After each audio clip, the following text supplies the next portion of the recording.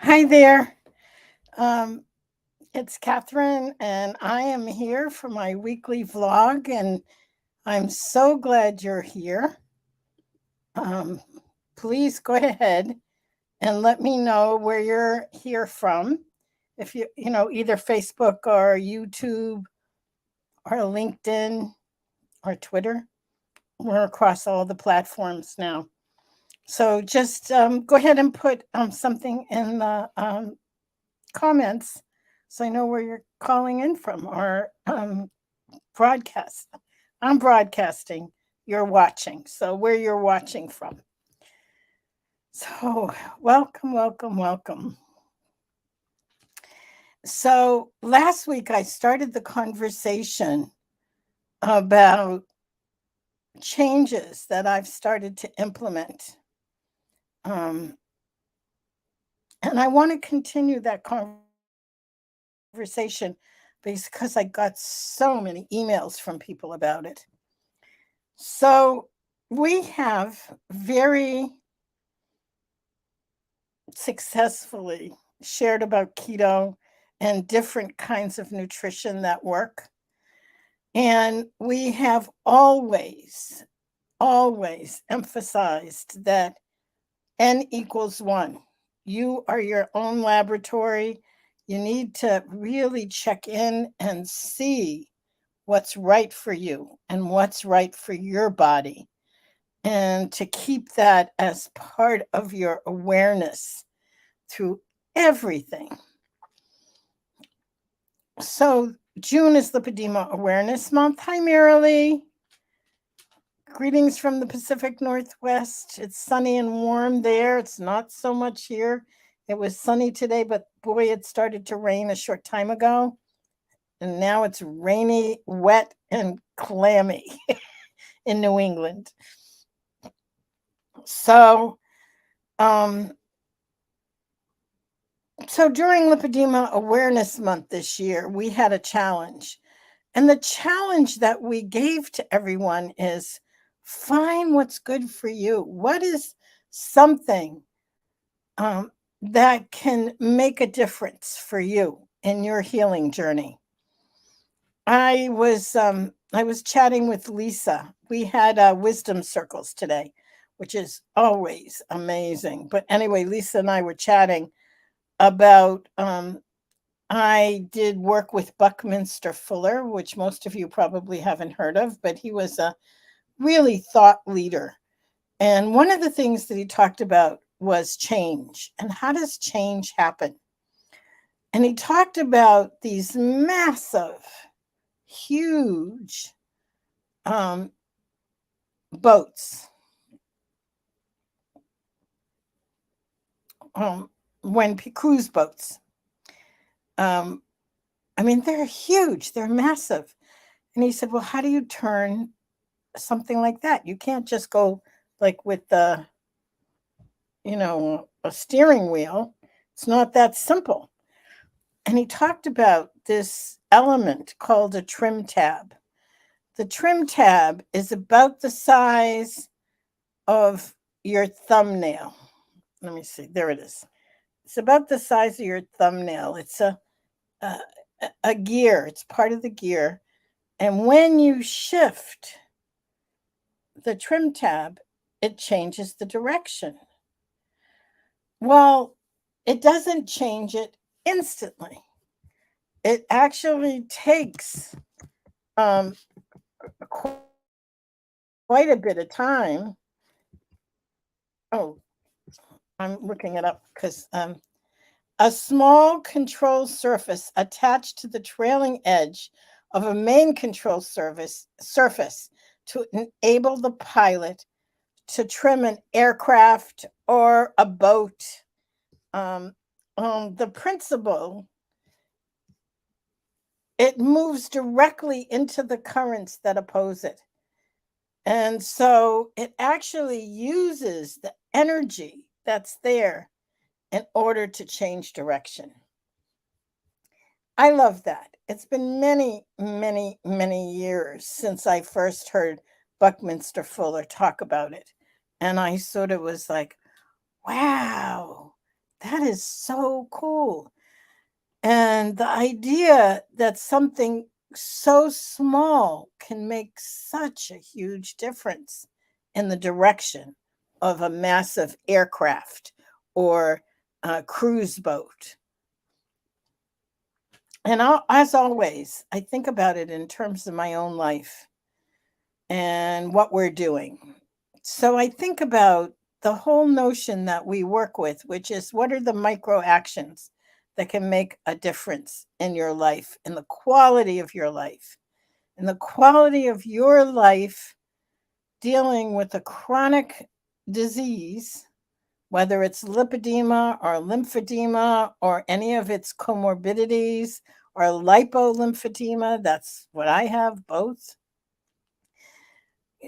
What can make that kind of a difference? And so when we found keto, I was gung ho because it's low carbohydrate. And I truly believe in low carbohydrate as a anti-inflammation, anti-inflammatory way of managing it. Anyway, to make a long story short, a couple of weeks ago, exactly 2 weeks ago, it would have been 2 weeks tomorrow because I started on a Monday.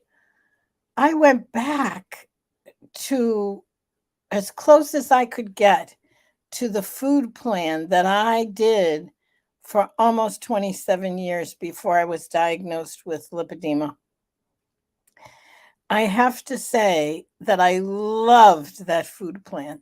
That food plan was low carbohydrate, was plentiful in plants, mostly plant based with protein and minimal fat, which is very different in some ways than what we're doing with keto. And what happened is it stopped working. When I got lipedema and I went into my hormonal disruption of perimenopause and everything went bananas, it all stopped working. And I went to the place where I go. This may not be you, but this is what I do. I start to try and control the hell out of it. It's like I did everything under the sun. I did long periods of fasting. I did alternate day fasting. I did intermittent fasting. I did 2 meals a day. I did 1 meal a day. I did carnivore for 4 months. And basically, I was doing everything that I could to control everything that was happening with my food, with my body, with the gaining weight. And then if you've been around, I took a trip to South Carolina in November and had a pretty severe backlash. I had a lymphatic episode that ended me up in the emergency room and in and out of the hospital for months and really quite sick. And I just had surgery a month ago, just about a month ago. And I'm well on my way to recovering. And so I didn't have to, but I chose to take some time to look at and really deepen a conversation with my body. That conversation with my body sounded a little bit like, I'm sorry, I've been incredibly, well, it's something called the Ho'oponopono prayer, which we use in some of our classes. It's, I'm sorry, please forgive me. I love you. Thank you. Very simple. It's a Hawaiian prayer and it has its own history, but it's something that I started doing hmm, months and months ago, maybe a year ago. And that's the conversation with my body. I'm sorry, please forgive me. I've tried to get you Oh my God, what I've done in my lifetime. Thanks, Robin. I'm much, much better. Robin just said best wishes for a full recovery. Yeah, I'm well on my way. And so this gentleness has become a part of my relationship with a body that's gone through 74 years of journeying on this planet and housing me. It's housed me so that I could be here, so I could show up, so I could do all the things that I've done, so I could travel around the world, so I could make a documentary, so I could write books, so I can have all these amazing classes that we have and different events that we have. That's because this body houses me.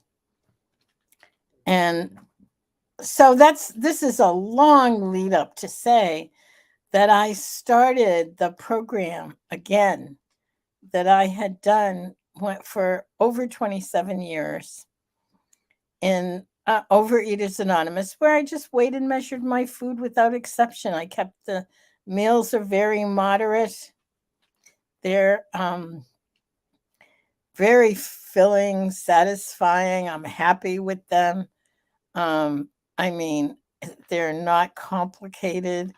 I had a friend come from out of town last week, and she knows the food plan, and we're very good friends. And she made me some wonderful meals, just wonderful. She's a cook. She's more, she's a real chef. Me, I heat things up. So she gave me some pointers. So I have now started to incorporate things like I'm a Italian, so any kind of pasta I love, and I can't eat pasta too high in carbohydrates. Well, she used zucchini pasta. Oh my God, it was delicious. So these things I'm learning. And I wanted to share with you, this is one of the things that I found. And it's called Egg Life. Can you see this? It's called Egg Life. I found these at Wegmans. Um, Boy, I miss tortillas, even that they're Mexican, but I miss them. And so these are 30 calories. They look like tortillas. They don't taste like tortillas. They're made with egg whites, and they're part of the protein. And they have 5 grams of protein per wrap, 1 gram of carb, no fat, and 30 calories. The calories are less important. But I'm like,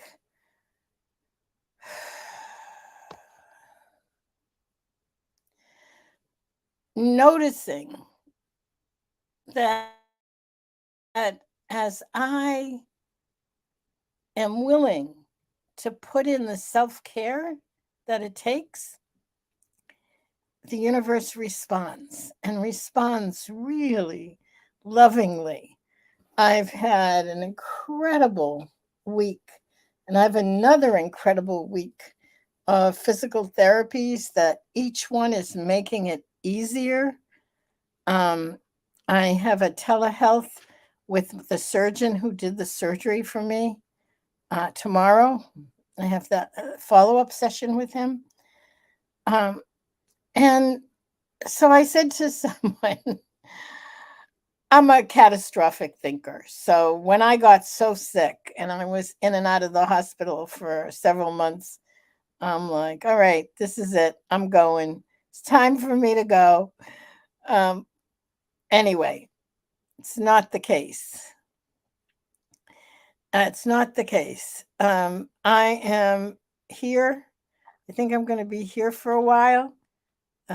There's more work to be done in the field of lipedema and lymphedema. And I'm going to hang out with you guys until it's time for me not to anymore. Doesn't look like it's coming too soon. I do want to say that we have a special bonus session coming up this Wednesday, the 28th. Let me see if I can find here it is. If you go to learn.lipedema-simplified.org/lipedema-awareness-challenge, we have a bonus session on Wednesday. And you're not going to want to miss it because Siobhan and Lesson are going to be talking about the latest research. And then we have a pain clinic on Friday. So if you go there, it'll give you the information. They're free.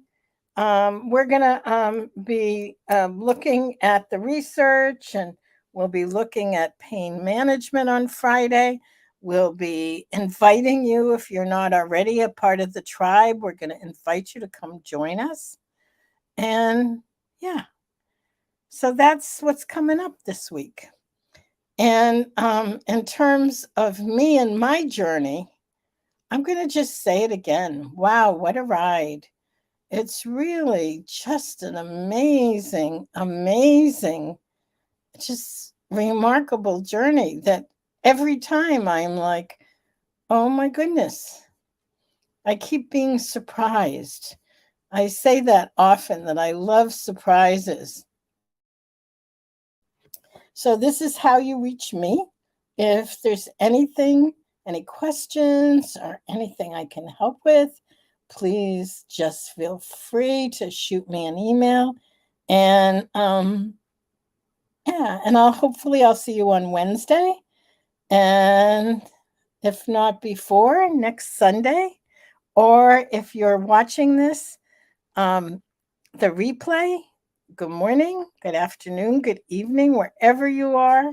And thank you so much for all your feedback. I get so many emails from this, and it always surprises me. So I cannot tell you how much I appreciate it, because then I know that someone's out there listening. So have a wonderful week.